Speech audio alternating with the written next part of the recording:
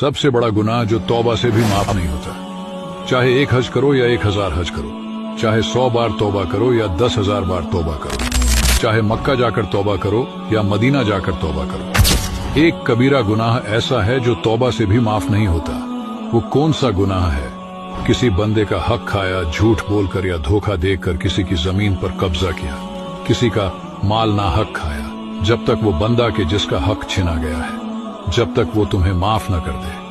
बच्चे को एहतराम करेंगे तो ये बच्चा दूसरों का एहतराम करेगा। बच्चे पर हर वक्त हड़ाउड़ी करते रहेंगे, झाड़ झपट करते रहेंगे, तो बच्चे ने यही सीखना है। माँ बाप को चाहिए कि बच्चे का एहतराम करें। हदीस से पाक में कि अपनी औलाद का, अपने बच्चों का एहतराम करें और इनको अदब सिखाएं। बच्चे को हर एक के सामने झाड़ना, जलील करना, बेचारा बोलता नहीं है कुछ, लेकिन एक गैर महसूस तरीके पर इसकी गलत ट्रेनिंग हो रही होती है। इसने भी फिर झाड़ना ये लोगों को, उसकी आदत पड़ जाएगी। तो इसलिए बच्चों को भी इज्जत देनी है। आप बच्चे को तू बोलेंगे या आपको तू।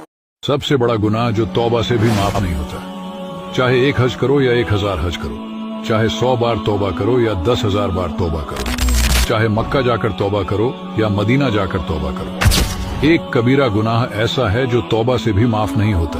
वो कौन सा गुनाह है?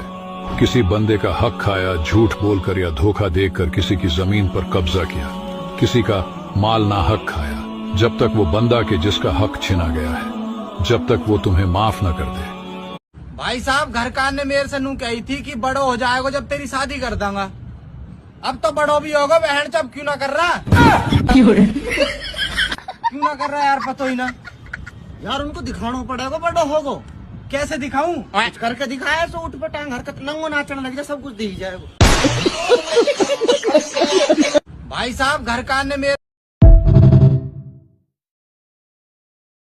तफरीगा पर जाना, इसको हम 100% गुनाह तो नहीं कहेंगे। वहाँ के माहौल पर खुद गौर कर ले कि क्या वहाँ जाकर ये गुनाह से बच सकेगा। अब वो तफरीगा पर तो म्यूजिक बज रहा होगा, तो क्या ये खुद को बचा देगा? अगर म्यूजिक नहीं बजता, बेपर्दगी नहीं होती, तो वो जगह तो जाना जायज है। लेकिन अब ये पता है कि वहाँ म्यूजिक बज रहा होगा, मैं बच नहीं पाऊंगा, तो अब ये कि वहाँ जाकर कई तरह के गुनाह में बंदा तफरीगा में जाकर मुलव्वस हो जाएगा। इसलिए इन जगहों पर ही बंदा ना जाए। लड़का लड़की दोनों नेक थे, दोनों की शादी हो गई। उससे अपनी बीवी के साथ अपनी बात शेयर की कि अगर हम इस तरह उधार लेते हैं, इन्वेस्टमेंट करते हैं तो हमें यूं मिलेगा। थोड़ी सी डिस्कस के बाद थोड़ा सा बात बोली कि इसमें तो इंटरेस्ट है। अब लड़का पीछे हटा, यार सूद में नहीं जाना। लेकिन अब औरत होती है, वो अपने शोहर का ज़हन बनाने लगी। उकसाया तो वो उकसाने में आ गया और उसने वो डील कर ली जो उसको इंटरेस्ट की तरफ ले गए, सूद की तरफ ले गए। पैसे आने शुरू हो गए, फर्नीचर चेंज हुआ, कपड़ों की खरीदारी हुई, शॉपिंग भी अच्छी होने लगी। कुछ ही महीनों के बाद कंपनी डिफॉल्ट